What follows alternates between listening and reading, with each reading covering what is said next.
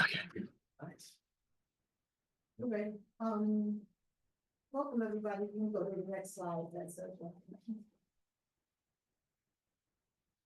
Hey, thank you for coming, everybody, welcome.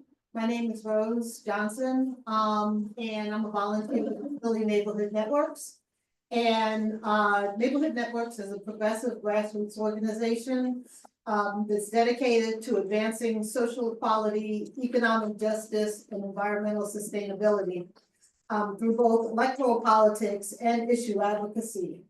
And to do that, we engage, educate, and empower our neighbors to support candidates and policies to put people and planet before profit. So I got engaged with Neighborhood Networks around 2008 or 2012, maybe, canvassing for the presidential race. And as I learned more about how our government works and what it's doing, I got more and more involved in different aspects of it, of their activities.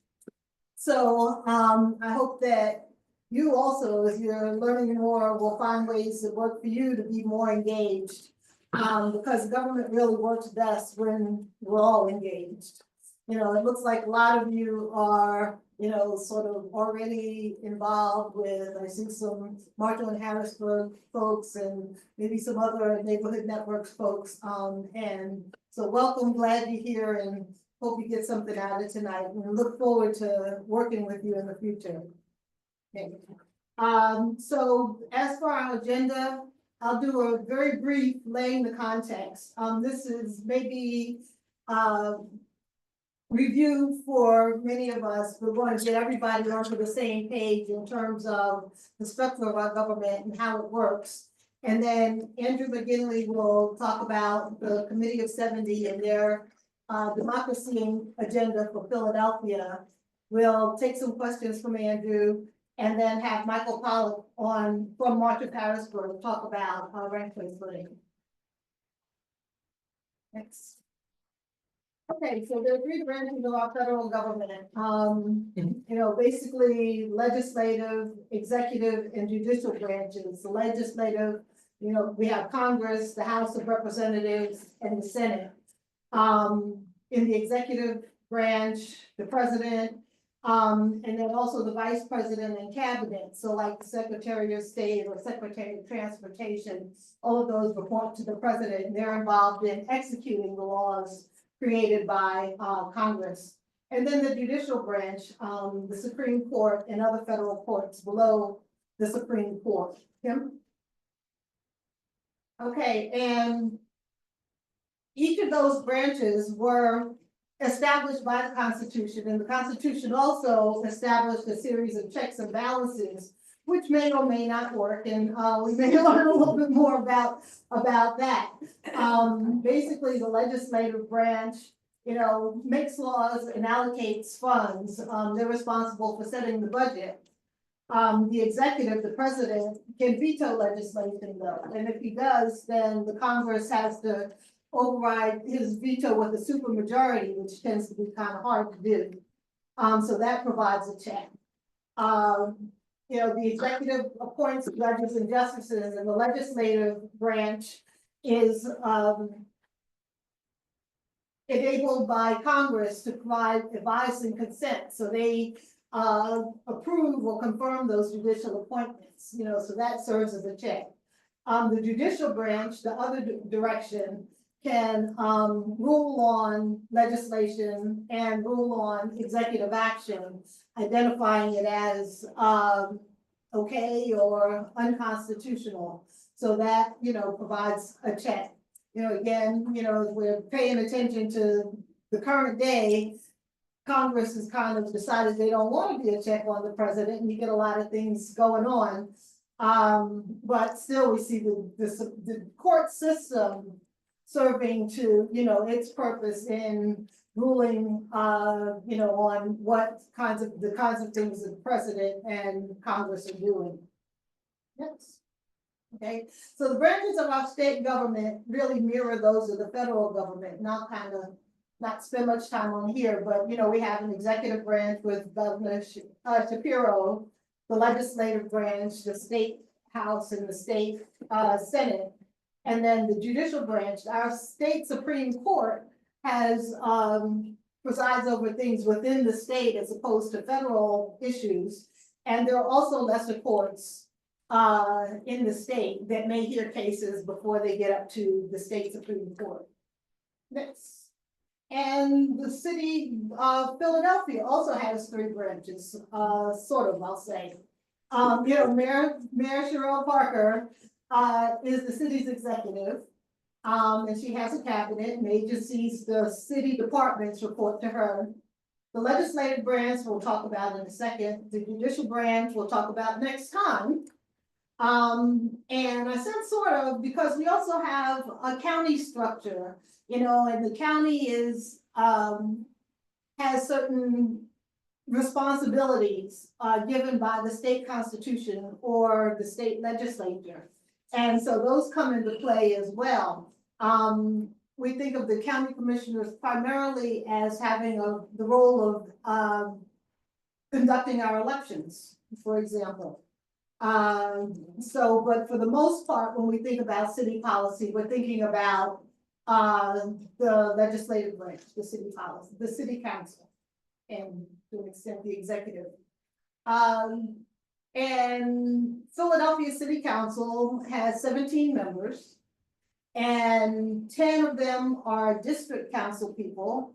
7 are at large council people. So we can, kind of look at the map and, sort of see each of the council districts, the council district people, are primarily responsible to those people in their district. And to a large extent, when we think about reaching out to city council, we think first of our district council person. Next slide. I think we'll look at that. So most of us probably are in the north or northwest. And we can take a look at these, are the city council members from, our area. Again, Cindy Bass is the council person here. Jeffrey Young in North Philly, Curtis Jones, sort of Manioc, Roxborough, and into West Philly. So each having their district. And the at-large council members, I'll say a little bit, the city council members generally are responsible for, serving on committees, drafting or advocating for legislation, voting on legislation, providing constituent services. And the at-large council members have those same responsibilities. But the at-large council members really also reflect a broad citywide perspective on issues. So whereas, Cindy Bass is thinking primarily about, her little stretch of Northwest Philly, Nina Ahmad or Catherine Gilmore Richardson or Isaiah Thomas have responsibility to the whole city. And really that also serves as a check and balance on district council people when it works.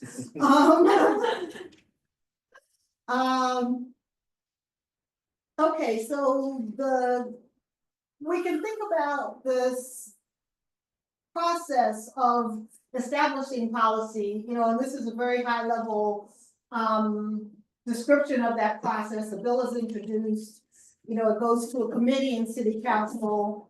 When it comes out of the committee votes it out, there's public testimony. Bill goes to the full council for reading, maybe amendments, maybe a vote.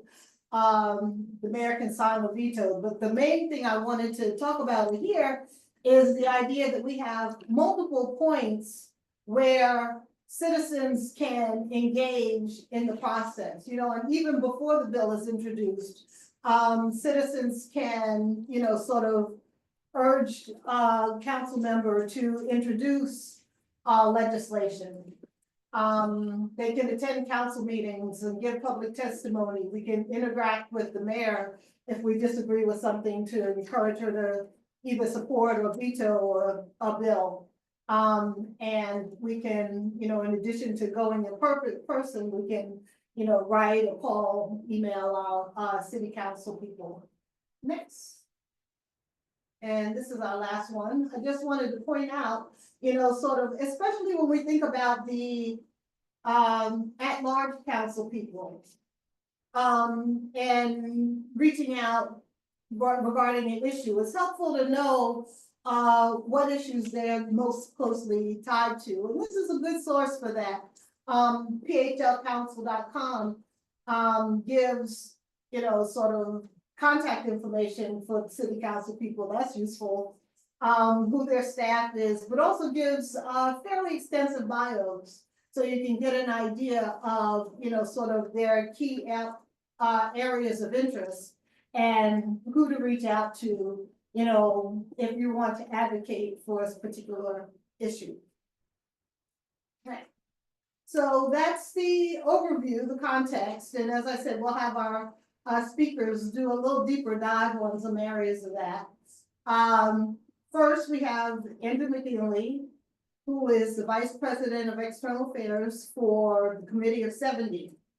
And as the Committee of 70's Vice President for External Affairs, Andrew is responsible for leading their external engagement efforts with a focus on voting rights, election integrity, and good government reforms. Andrew most recently served as the Director of Law and Policy for the Philadelphia Bar Association. And prior to joining the Philadelphia Bar Association, Andrew was the General Counsel to the Philadelphia House Appropriations and Government Oversight Committees, where he served as the lead negotiator for the House Democrats during the last legislative redistricting cycle. He has also served in other roles in government and public institutions.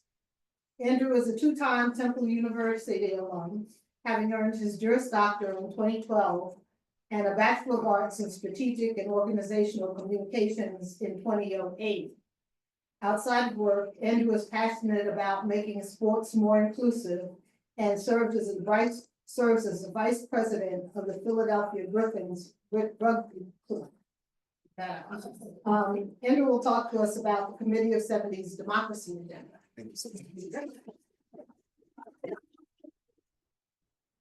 Thank you, everyone, for having me and for welcoming me to this really beautiful and interesting location. I've actually never been here before, so I appreciate the opportunity to talk to you.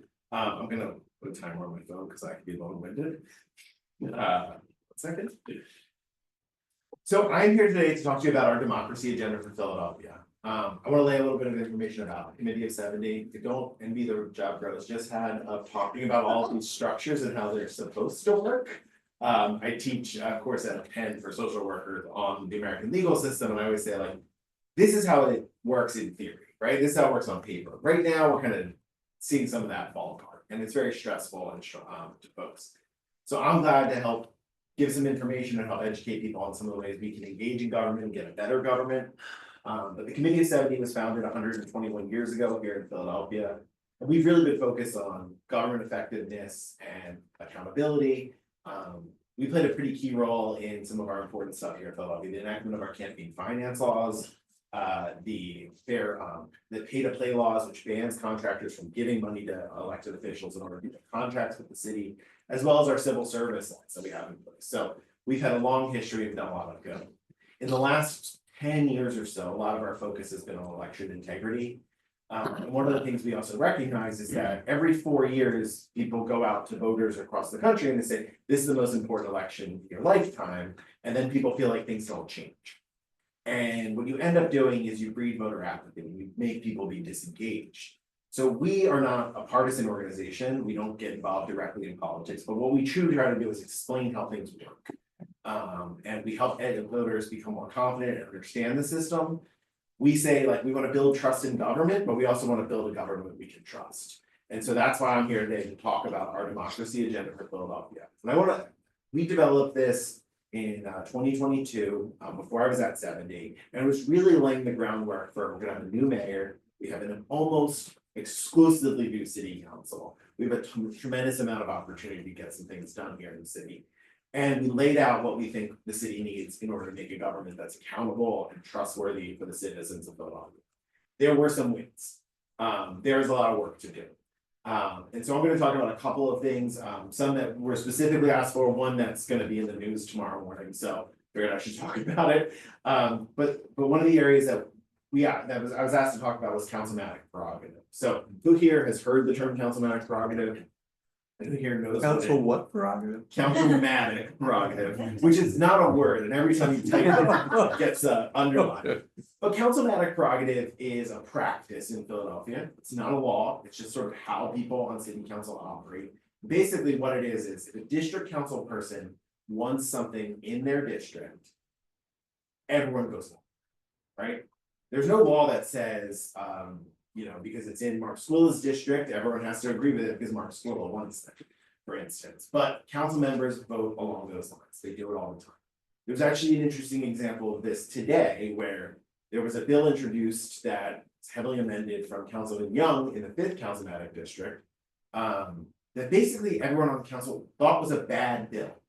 So rather than voting against it, they exempted every other district from the bill. So it only applies in, I think, Councilman O'Neill's district in the far northeast and Councilman Young's district in North Philadelphia. 15 members of city council still voted for it after, even though they exempted themselves from the bill. It's an odd practice, it's a bad practice. And a lot of people say, what can we do about it? And there's unfortunately not a ton we can do about it. We saw another interesting example this year was the 76ers arena on Market Street, right? Yeah. Occasionally we decide councilmatic prerogative doesn't matter, right? Because in that case, members of council were able to vote along how they thought was appropriate for the city, rather than just saying Councilman Squilla wants this, we're all gonna vote. What's frustrating to me is people are happier with the outcome. Everyone used their voice, everyone on council will use their voice, they have a legal right to vote based on what they want to do, and they just choose not to. And so what we can do is put pressure. The issues the opportunities Rose raised today about opportunities to provide public testimony. You can come to council every Thursday, we'll give you a minute or two. You can get a lot done in a minute or two, and talk about what's important to you. The really frustrating part about councilmatic prerogative is it creates a patchwork, right? Across the city, different laws are enforced in different ways when it comes to how we use property. And city council wastes a ton of time on land use matters. There was, I wanna say 6 weeks at the beginning of last summer, where council talked about, Philadelphia City Council, the entire thing, talked about putting outdoor tables outside 2449 East Norris Street in Fitchtown. I had the address memorized because of it. It's Loco Pez, it's a good Mexican restaurant.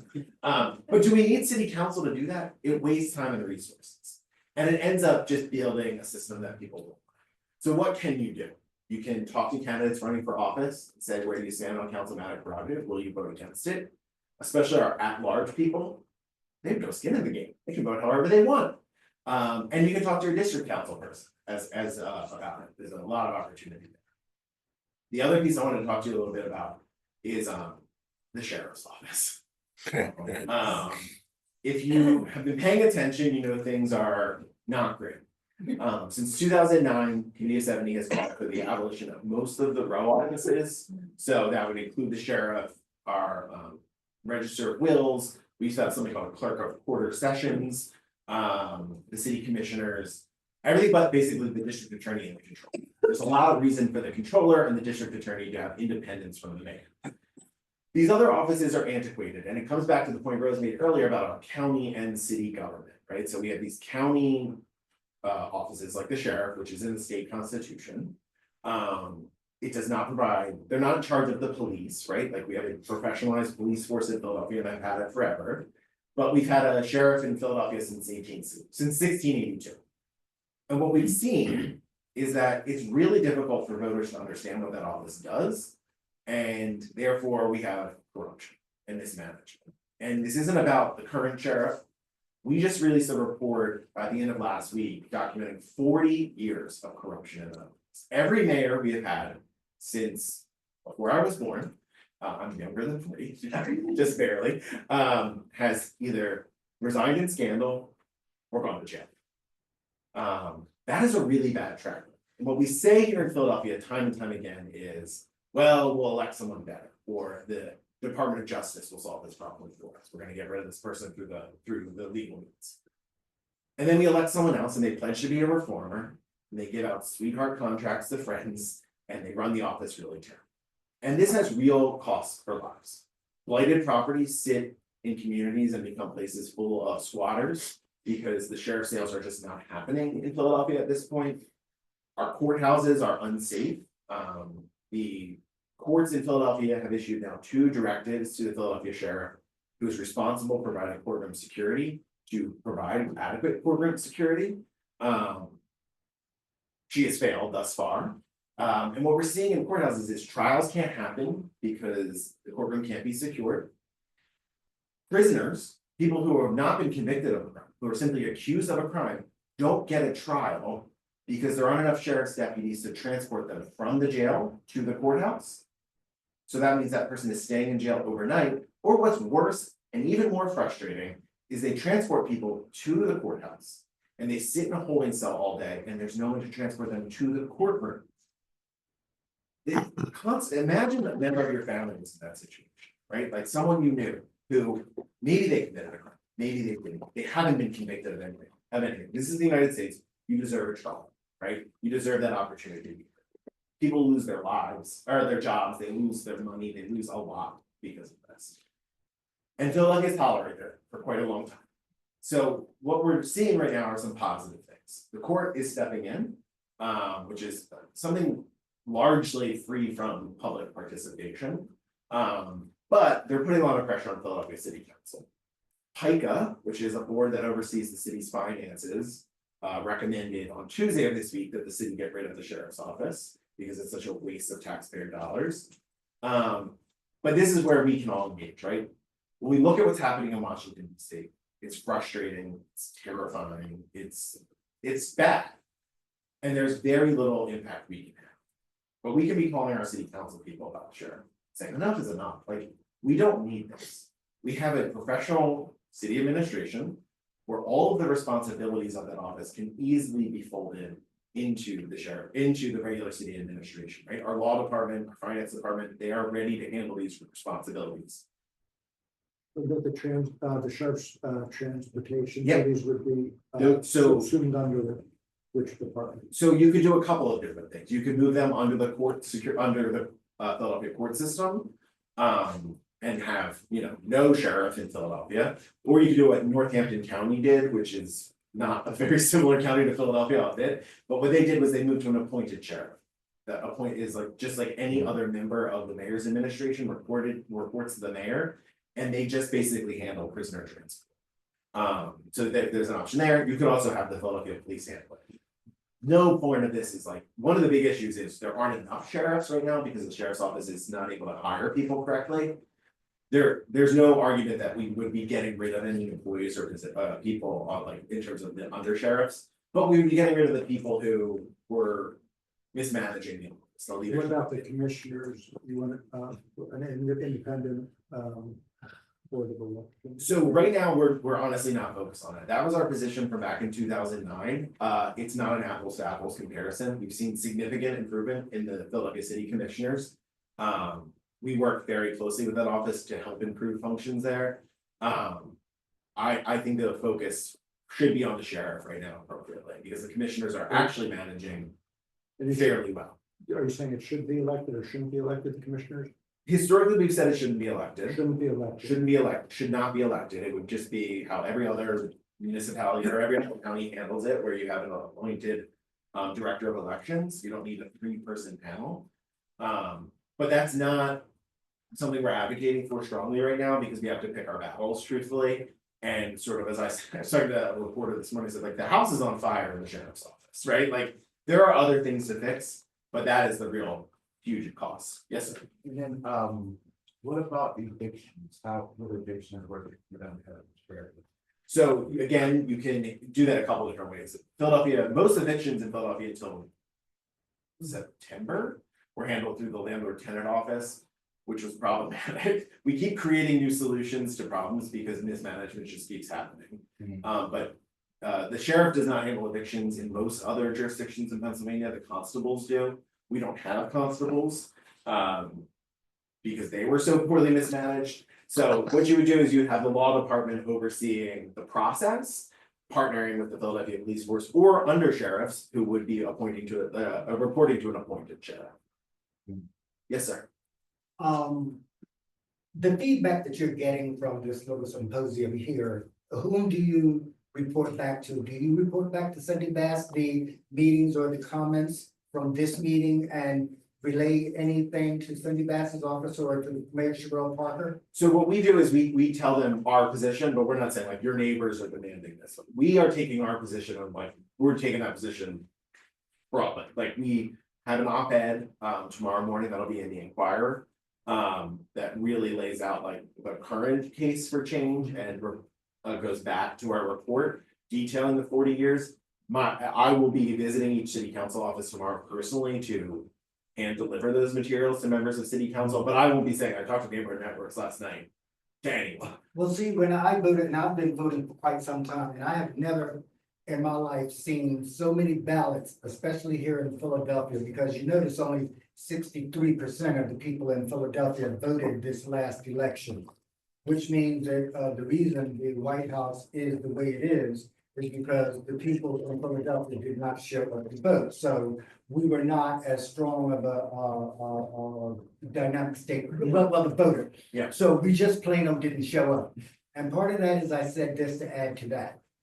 I see so many people when they run unopposed, and we're talking about when they run unopposed, they have no challenges to bring out to say, I'm gonna do this, you promised to do that, you're not gonna do that.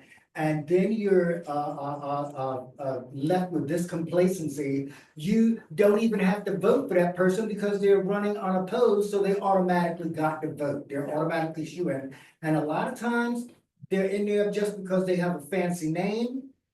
And some of them, when you do it, because when Mayor Sherrill Parker first took over, and she outlined certain things that I was doing, and I, like I said, I've been voting all this time on issues and stuff like that. And I've seen some of them, I can mention a couple of names, but their names are powerful. And just to give you two, this is my opinion. Kenyatta Johnson and Evans. These two guys, in my opinion, did more posturing because of their namesakes and thought that they can do anything. And of course, you know, one of them was under federal investigation about bribery and accepting monies and stuff, and then turned it over to nonprofits so he could stay out of who's scout. But when you have people that disagree with laws just because they have a powerful name and they can manipulate the city council, and I'm not going to agree with it, I'm the president, such as Dwight Evans and stuff like that. When I see and heard something Mayor Sherrill Parker said about the things that she was trying to do Philadelphia and Kensington, and they asked her about it, and her answer was very, very, very eloquent.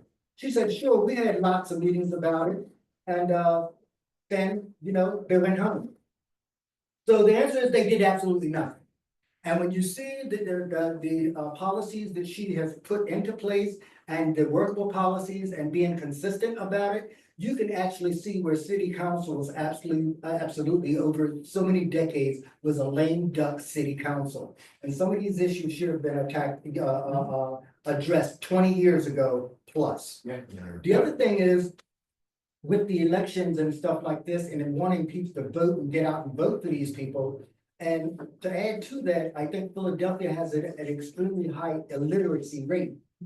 And if we have a high illiteracy rate and you expect people to get out there and go vote and read all of this, especially when you have the amendments, the city council and stuff, it takes time. This is why I like the voters mail in, because even if you're a slow reader, you can get someone to read it for you.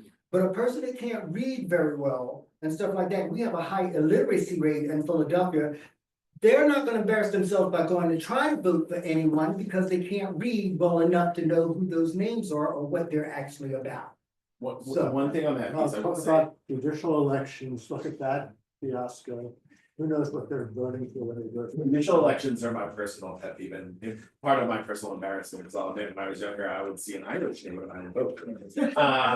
But there are good resources. The Philadelphia Bar Association does a really good job reviewing judicial candidates and it's simple, it's like recommended, not recommended, highly recommended.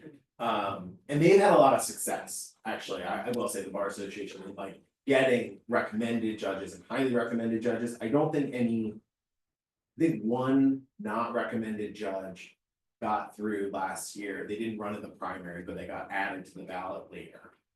So in the primary, there is a lot of improvement there. Ballot position, you know, in a really fair ballot, it should be, changed ballot position on each, vote, because, guy who was disciplined by the Supreme Court, I don't know if he's still a judge, but, he got elected because he drew, best ballot position, so, Ballot positions way too important. it needs to, since we have electronic system, it just absolutely needs to be randomized. Yes, Andrew, I know you have to head out soon. oh, yeah. So I don't wanna hold you. Oh, no, I can, another question. Yeah. I have one, so in terms of getting rid of the sheriff, my understanding was the sheriff is established by the state, so how do we This is a get great rid of question. them? Because this is a great question, and I should have talked about it, thank you, I planted that one. So it is, right, it is a constitutional office, it's listed in the Constitution, it says every county has to have a judge, and then the next clause says, except for counties with a home rule charter. Which is us. Which is us. Then the legislature passed a law, I think in like 2000, in the '60s, that explicitly said. If city council wants to get rid of the sheriff, all they have to do is pass a bill and then it's a ballot question. It's a very simple process. So thank you for that, because city council and the mayor absolutely have the authority to do this. There's a lot of confusion on this because it is a constitutional office. But almost all of those the register of rules is exempt from that for some reason. But the sheriff, the city commissioners, the city controller, a lot of these offices, council has the ability to abolish it. It would basically go through like a charter change process, even though the sheriff isn't a charter office. Probably my last question, that was great, thanks for this. Yes, sir. Yeah, I have two questions. So one has to do with, councilman prerogative. Yeah. And the question is, do you think that councilman prerogative in all situations is bad? That's my first question. Okay. And my second question is, you know, talking about calling, you know, council people to, you know, to do away, you know, with the sheriff's office. You know, I mean, it's my understanding that, you know, like the sheriff and the register of wills, they're kind of like prizes that, you know, that the party gives to, you know, like certain individuals, you know, for jobs well done, you know, within the party. Yeah, should there be more pressure, you know, like put on, you know, like, you know, the party itself or the parties themselves, and if so, how does one do that? Great questions. First question, actually, I have to think about a little bit, is councilman prerogative always bad? I would say. The concept makes a lot of sense, right? Is this Cindy Bass's district where we are right now? Yeah. Yes, so she knows this neighborhood better than Mark Squilla does. And in any sort of normal legislative process, if there was something that she wanted to have done here, she could go to Mark Squilla and say, hey, I want this done. This is important for my neighborhood, here's why. And then he could decide what to do. I think that's a better process than everyone just going along with directly whatever one person wants. I think that there's real important information that a district council person has that other people aren't going to have. But the legislative process requires you to talk to people. So I think that the concept makes sense, but we are too much on autopilot. So is it only about real estate and land use, councilman prerogative? Primarily, but land use can be everything from like speed cameras. There was a bill last week that got held up on that. So land use can be really, really important. Zoning is incredibly important, especially as the mayor is trying to push for, you know, I think 30,000 more housing units. Sorry, I lost your second question. Pressure. Should there be more pressure on council? Yes. Well, not on council, but on the party, you know, like when the heads of the party. Yeah. So. You mean Brady? I'm sorry. Brady, you talking about Brady? Yeah, Brady, yeah. No, There is a Republican Party. There is a Philadelphia City Republican Committee as well. Yeah, I mean, they should be nominating better people. And it's funny because in the sheriff's office and the register of wills office, we've seen unendorsed people win in the last couple of cycles, so it doesn't take a ton to do it. The last mayor or sheriff's elections, the challenger who was not endorsed by the party lost by like 3%. It was a very close election. And in a primary, that's not that many people. But the party, you know, the Philadelphia Bar has gotten the party to like put up better people to be judges. I think that works, but yeah, you're probably right. Like people, if we can't get rid of it, we gotta get the parties together. And they don't like to Or lose. even get the parties to be behind getting rid of it. Yeah, that's a good point. So. I do have to go. I'm so sorry. We have a DA forum downtown. My colleague is sick, so now I have to go. Her kid is sick, so I have to go relieve her, so she can go home and take care of her kid is sick.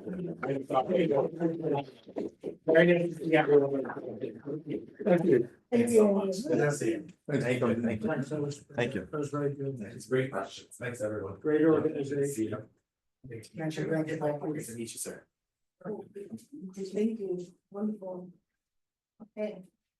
And our second speaker is Michael Pollock, who is the executive director of Northland Harrisburg. Rabbi Michael Pollock grew up in Rockville, Maryland, and during his last year, the Reconstructionist Rabbinical College in 2017, he co-founded Northland Harrisburg, which is a group dedicated to making corruption illegal and taking our democracy where it's never been before. And passing anti-corruption, pro-democracy bills in Pennsylvania. Michael is also a statewide chair of the PA Poor People's Campaign, tongue twister, and a lead organizer with Pennsylvania Action on Climate. He lives outside of Philadelphia with his partner and child. And his hobbies include convincing politicians to not be corrupt, long marches through the Pennsylvania countryside, and sitting down in inconvenient places in the capital. March on Harrisburg has a two-pronged focus, getting corruption out of our politics and bringing more people in. And today, Michael will talk about a key element of the People In agenda, ranked choice voting.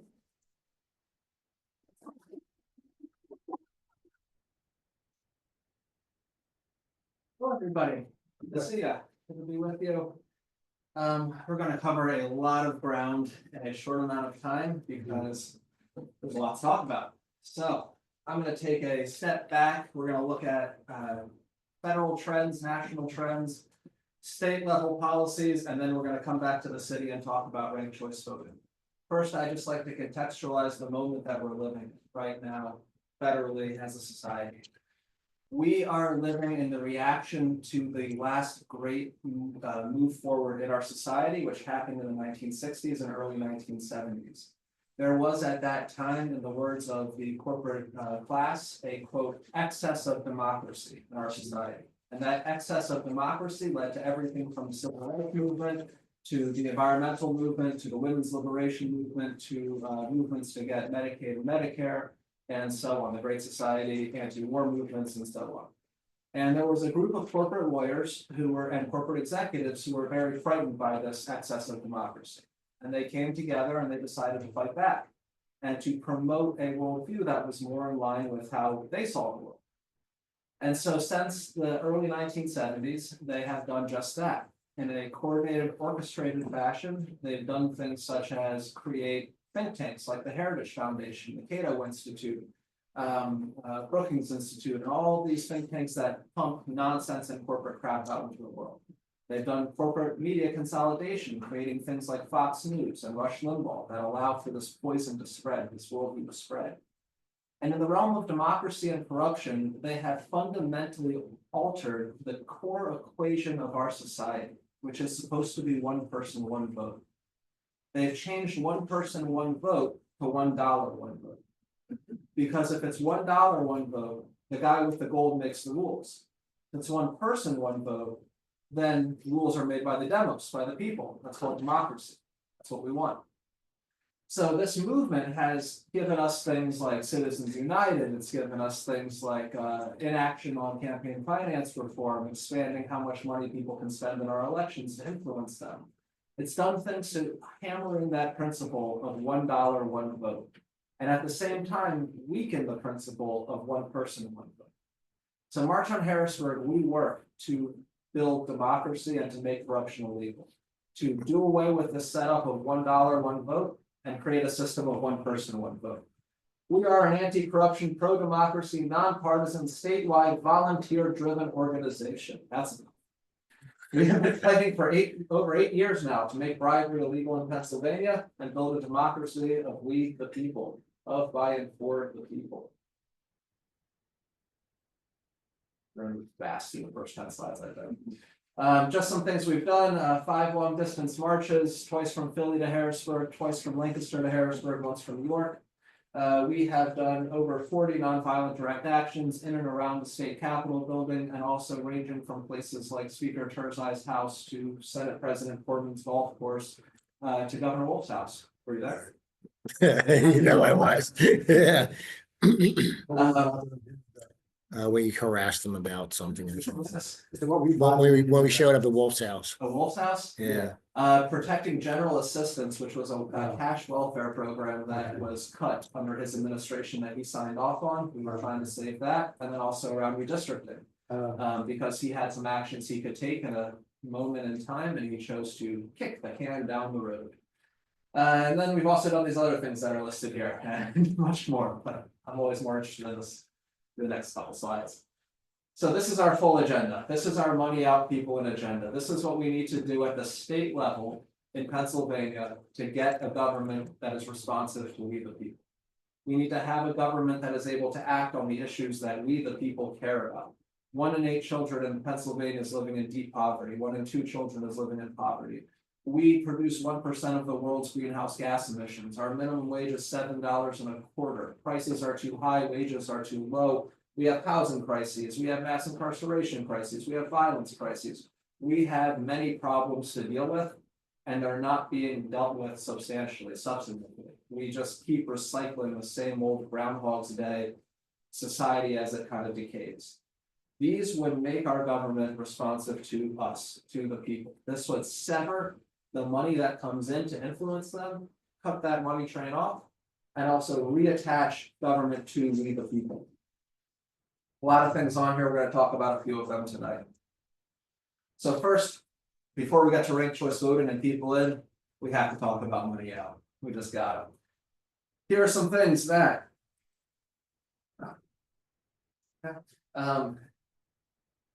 morning call Allentown is called. I'm gonna call it back.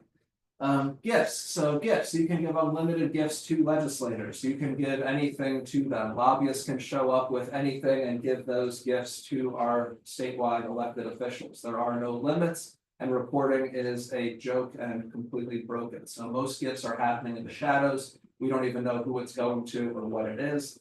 The glimmers that we do get through reporting are awful. Campaign contributions, no limits at the state level. Anybody can cut any check they want to anybody. Revolving door, we have no real functional limits on legislators retiring and becoming lobbyists, getting a pay raise for work that they've already done as the elected official. Side jobs, we have a full-time state legislature, full-time, well-paid. They're legally allowed to work side jobs. It's a good way to get them money. And then dark money, the secret spending, the super PAC money, the 501c4 money, the money that comes from the shadows with no name attached to it. Right? These are 5 ways that you can get money to a legislator to influence them, to transform money into public power, to cast your vote with a dollar. Gifts, these are some things that are happening every single day in Harrisburg. It's routine. Unlimited wining and dining, sports tickets. Our governor's gone to the Super Bowl now twice, paid for by a collection of fossil fuel executives that calls themselves Team Pennsylvania, what a name. Concerts, Penn State box seats, just whatever you want, it's legal. It's legal. There's no limits. Side jobs. These are just a few examples of some side jobs. Our last Senate president was also on the board of a Wall Street bank. He's in charge of our state finances. He's also on the board of the bank. Our current Senate Environmental and Energy, Environmental Resources and Energy Committee, messing those words up, the Environment Committee in the Senate is chaired by Gene Yaw currently. He has a side job where he works at a law firm that represents gas companies. Blatant conflicts of interest. We don't know how much money he's getting paid. We know it's over $1,300 a year because he has to report that. That's the Can report. I take a step back? Wasn't Bobby Heenan working for the union? The same- City council has The different same- laws. Well, wasn't he like a union guy at the same time he was working as a city council? Yeah. If he was a I mean, state rep, corruption starts at home here in Phil. absolutely, absolutely. And if he was a state rep, there would have been no problem about that. You could do that. Our former Speaker of the House, Mike Turzai, used to work at a mega corporate firm that represents Fortune 500 corporations. It's incredible. So those are some ways that the money influences decision making, some ways that $1, one vote has become the law of the land. These are some ways that we are cut off, that the one person, one vote is subverted in our system. Gerrymandering, close primaries, and winner takes all voting. Gerrymandering, everyone here knows that word? Drawing district lines. Anybody want to guess what percentage of our elections at the state legislature were competitive within 10 points in the last round? 1%. It's more than that, Is it 2%? at 9%. 9, well, look out. 9% Okay. 1 out of 10, right? So 1 out of 10 Yep, races, okay. 91% non-competitive. Most of those, not even more than one person on the ballot. Close primaries. Andrew can talk about that more. We have closed primaries. We need to have open primaries. Winner takes all voting. We're gonna get into that concept next. Let's dive in to ranked choice voting. So ranked choice voting is a different way of voting. And it lets you rank your choices. It lets you say, instead of I vote for this one person and whoever gets the most votes wins, you go in and say, this is my 1, this is my 2, this is my 3, as many as you would like to rank. And there's an instant runoff that happens. So if nobody gets 50% plus 1 of first place votes, you go to a runoff. If somebody has 50% plus 1 of first place votes, they win. It's over, just like any, it's done. But if nobody has a majority of support, it goes to a runoff. And whoever voted for the last place candidate, their vote goes to their second choice. So all of a sudden, you cannot feel the spoiler effect. You can vote your conscience without feeling like you're spoiling an election. You can vote for who you actually want to vote for without feeling like you're doing a Ralph Nader 2000, kind of a thing, or pick any other election. There's so many spoilers out there. And so in 2021, we kicked off this ranked choice voting campaign in Pennsylvania, and we're pushing through the state legislature. And we pushed through the state legislature because we want ranked choice voting in Philadelphia. We want it in all parts of the Commonwealth. But to get it done at the city level, you have to go through the state. There's a preemption law on how we run our elections. Just like how we can't raise our minimum wage in Philadelphia without state permission, so too can we not institute ranked choice voting without state permission. I've been active recently, and Andrea, the organizer. For Andrew Copland, yeah. yeah, she just sent me the trigger bill Yes. for Philadelphia, and I'm thinking now, because I practiced law, I was gonna look at it, but for like a city council election. How would that trigger, a trigger bill would be, if Philadelphia could enact the trigger bill, and if the state then enacts ranked choice voting, it would trigger the efficacy or the. Right, once you the, get to that point. It makes it real, Makes it happen. automatically. But I'm not sure how that would work in a city council election where the parties each put up 5, and then there's 2. This would do away with that. There's So, totally, but yeah. it wouldn't be primaries, or the We would could still do primaries, so ranked choice voting, when it gets implemented, there's different ways of doing it. You just do away with the primary, have one big general with everybody on it. That's kind of what Alaska has done. Or you could still do primaries, use ranked choice voting in them. Some places do primaries and general, they use ranked choice voting in the general, but not in the primary. So there's different Oh, ways of okay. doing that, but the whole kind of 5 majority party, 2 minority party votes in city council. Do away with that, because that's just there to kind of lock in this made up artificial ratio. That isn't really reflective of voter registration or reality. And so with ranked choice voting, some years you might get 4 and 3. Some years you might get 3 majority party, 2 of this party and 2 of that party. You're gonna get things that are more reflective of the actual voters. But would you have to have an open primary then for that to happen? Unless you did it all in the general, Oh, but open primaries and ranked choice voting don't merge all together, okay. and they make sense together. And yeah, so anyway, quick little intro to RCV, just a video to explain it. Put this. Oops, did I Gentlemen go have- past it? Gentleman has a question. Politics is tearing us apart, Yeah, let's. and it's because elections aren't working for most of us. Here's why. In the US, each of us can vote for the candidate we like the most, but whenever more than 2 candidates are running to win 1 seat, it's possible for most voters to hate whoever wins.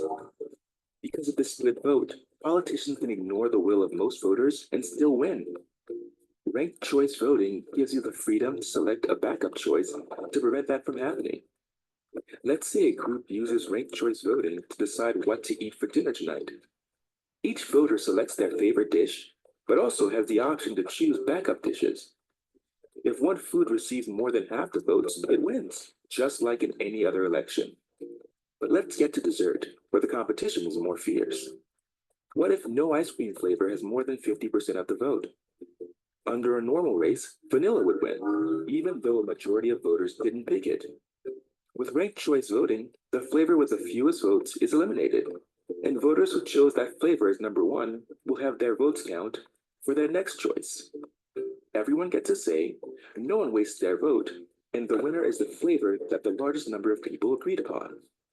That's ranked choice voting. It's as easy as 1, 2, 3. You get more voice and more choice, and that makes elections better for all of us.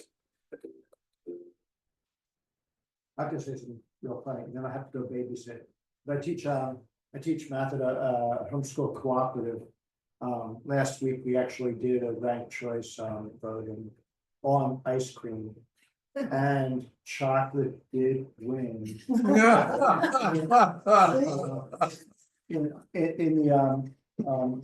the second year. And kids can. Do it. I'm so sorry, but I have to babysit, and I'm late. So where is ranked choice voting used right now? It is used all over. This is a map of places that use it here. We're up to 51 jurisdictions now, 14 million voters, and this is well beloved everywhere where it is implemented. They do exit polling of voters. It gets about a 90 to 95% approval rating from voters who do it, which is pretty damn good. What's the southern block there? I can't read it. Military and overseas voters. So a lot of people already use this for overseas voters because by the time their ballots get in, their first choice may have already dropped out of the race. So that kept happening. So they said, well, let's give you a backup vote. Yeah, And then it okay. just became ranked choice voting because it just makes sense. Let's keep going. So these are some of the benefits of ranked choice voting. These are some of the things it does. There's no more lesser of 2 evils voting. Does not happen with ranked choice voting. You get to vote your conscience. It changes the political landscape completely. It allows for new blood and new parties and new life and independence and all that to have a chance. It says, it also gives you more representative outcomes. Diversity of elected officials goes through the roof when ranked choice voting is implemented. There's a trend that tends to happen where when there's a crowded ballot, the first people bullied off the ballot tend to be women. That's just kind of historically how it's always shaken out. So ranked choice voting doesn't just change who wins, but also who will run, who will actually stay on the ballot. And when New York City Council started using ranked choice voting, gender disparity disappeared in one election cycle. It really does create more representative outcomes. No more toxic campaigning. You can't be a jerk in a ranked choice voting election. You will lose. If you just go out and blast 70% of the voters and just talk like an idiot and just make fun of people, you're not going to get very far. Nobody is going to put you as their second choice. they're gonna rank you last. And so you need to be working for people's second place votes too, in addition to their first place votes. It actually creates campaigning that is cooperative. There's this fascinating phenomenon that's really hard to really conceptualize until you see it, where you'll have candidates filming commercials together, where they're standing literally side by side and saying, I'm Bill, my number one issue is school funding. Please vote for me, but if you don't vote for me, please put me as your number 2. And then Sally's standing right next to Bill and going, my number one issue is also school funding. Bill and I really agree on that. And I hope you put me as your number 1, but if you don't, please put me as your number 2. And then Bill and Sally shake hands. Can you imagine that? That's what happens when you have ranked choice voting, cooperative campaigning. It's an incredible phenomenon. Becomes about the issue rather than the person. You got it, you got it. I'm just gonna rattle off some names really fast, so people who are in office right now who did not win a majority of the vote, I'll just say 3 names: Donald Trump, Marjorie Taylor Greene, and John Fetterman. 3 people who skated in without a majority of the vote, and there's plenty more, plenty more. A lot of the people in our political system who are the most toxic would not have made it through with ranked choice voting. Why is it the perfect time? I'm just gonna start at the bottom because it's always the right time to do the right thing. That's just the fact right there. People are frustrated. Political polarization continues to grow. If you look at voter registration numbers nationwide, the largest group is actually the independents, the people who are not members of either of the 2 major parties. There needs to be breathing room for competition. There's a hunger for something different. There's a hunger for elections that are not just who can be the biggest bully in the schoolyard, kind of, who can spend the most money sending toxic mailers to your door to win. There's a hunger for good governance. There's a hunger for sanity. There's a hunger for stability.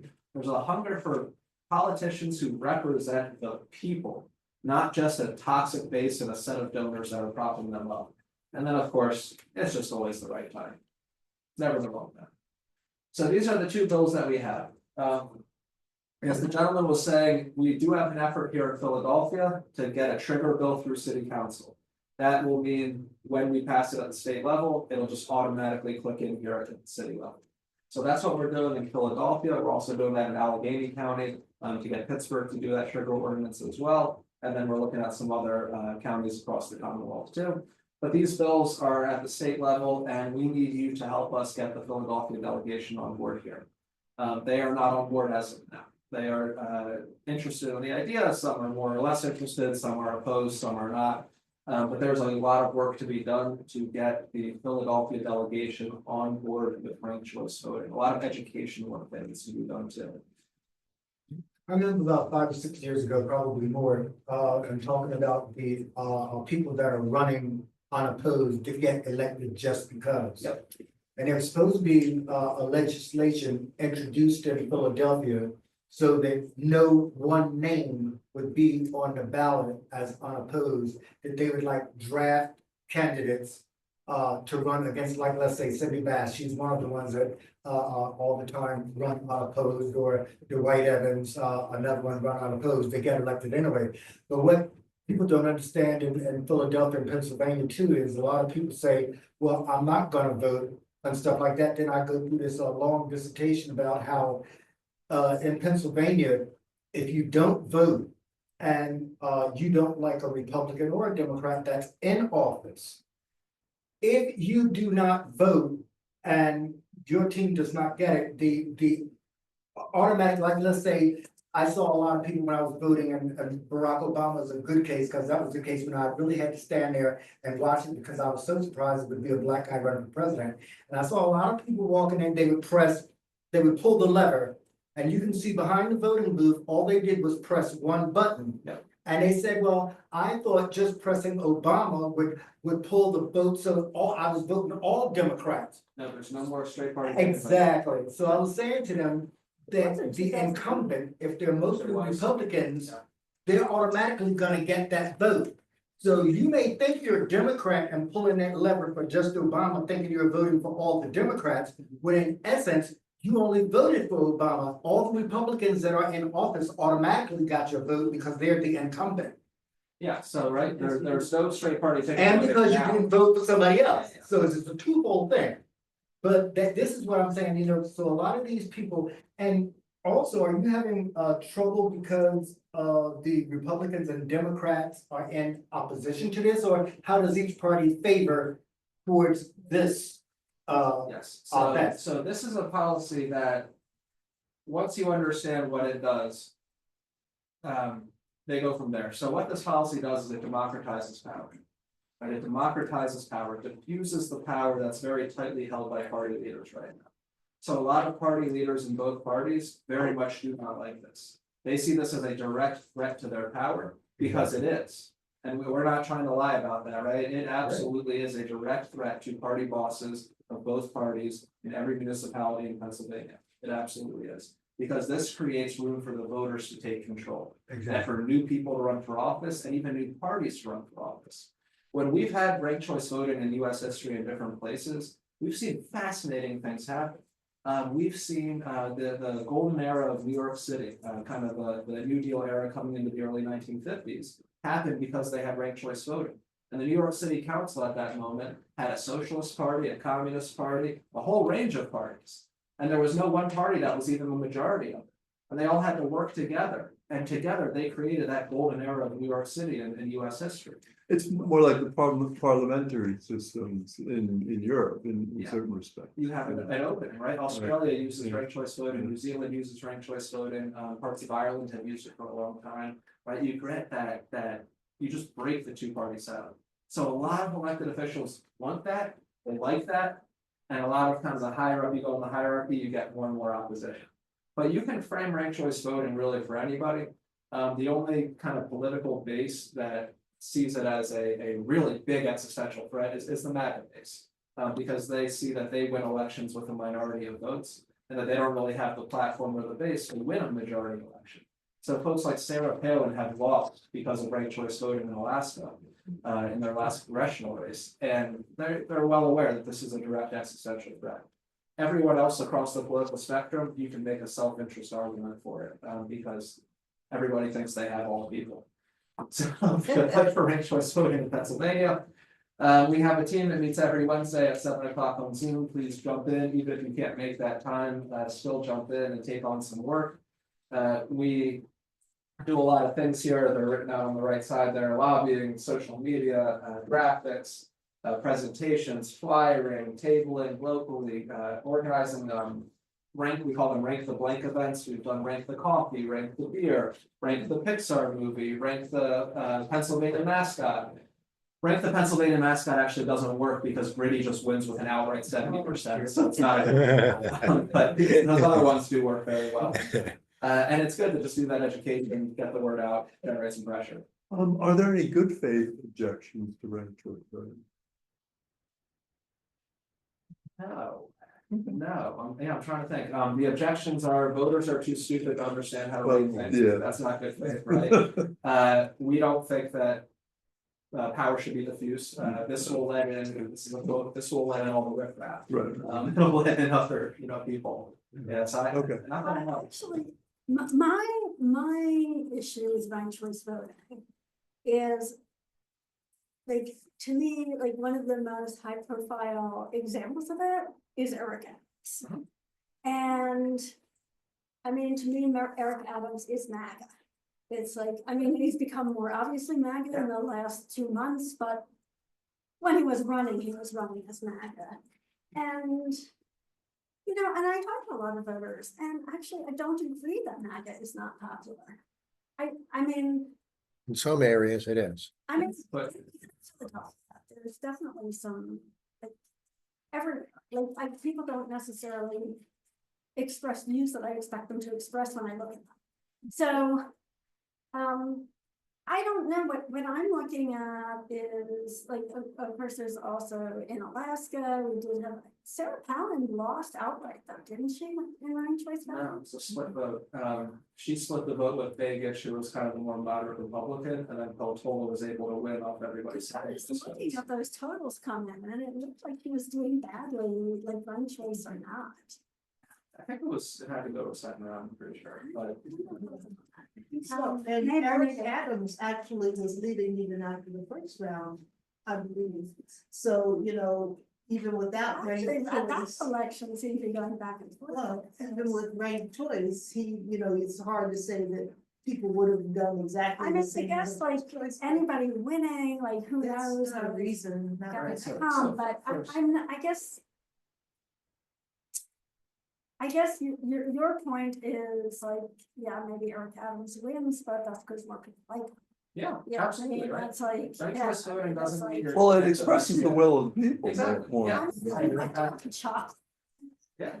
like really, it should be vanilla.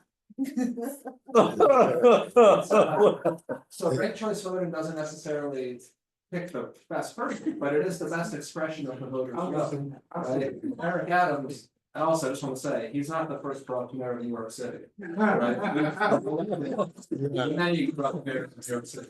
Thinking along. Disastrous candidates at all levels of New York government. Right, but what you do get is you got you got election winners that do have a majority of support, which Eric Adams had. He ran a very kind of broad campaign that brought a lot of people in, and he won. He won, and I This wouldn't is say why I he don't wasn't think a it's jerk like doing that. it, but you know, you couldn't be a jerk. I think it helps, but I went with Reverend Michael, we actually went and talked to some electeds. Specifically about ranked choice voting. And it's different when you're talking to somebody who's just like, I guess they look at 7,000 votes, I guess. okay, 2,000 a year, yeah. Yeah, so 2,000 a year. So when you're sitting with them, you know more about the bills that you're talking to them about than they do a lot of times. So what I said, we were talking, one of the people wasn't getting it. I just said, listen, this benefits you, it benefits it benefits non-white folks. And it benefits females, and that's you, you're an Asian woman, you're already in state rep.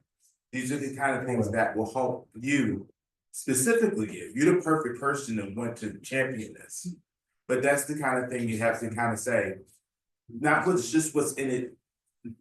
Not just what's in it for the voters, what's in it for the people who are running, who are sitting there already in legislature, or want to become people who want to run for legislature.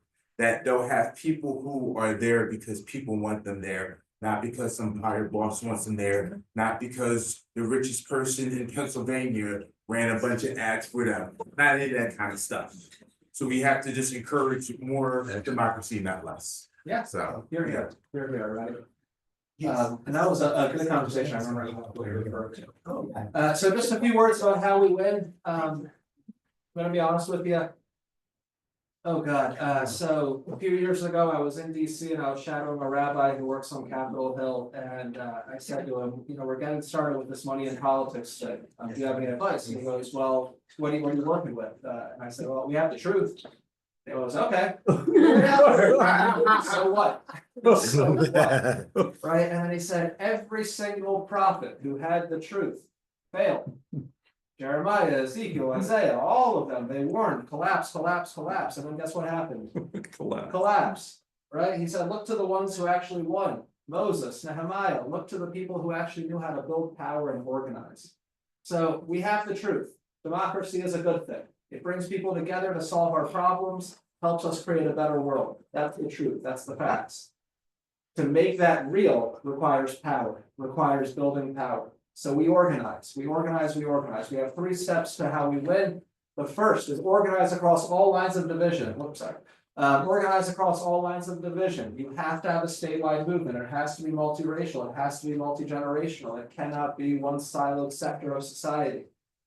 Develop leaders who are clear about how our system works, competent in carrying out our tactics, confident enough to sit across from a legislator and get yelled at for 90 minutes. That was my Wednesday. And committed enough to stay in the fight during, through the long haul, to actually get out of bed on a Tuesday morning when it's raining and go to a district office when you'd rather not.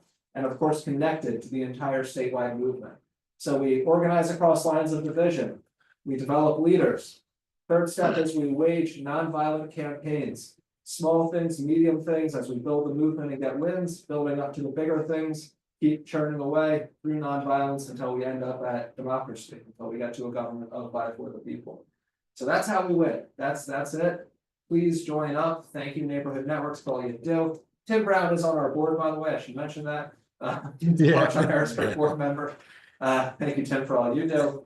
Go tell your legislators to pass ranked choice voting. This will take you to our website to help you do that. Sign up, get involved. If you sign up, we'll connect with you and get it going. And I just want to say, we have a flyer on the back table with some benefits of ranked choice voting. And that QR code that will take you to a place on their website where you can write a letter to your editor, letter to your legislators that you want ranked choice voting. It also has the Bartow and Harrisburg's website on it.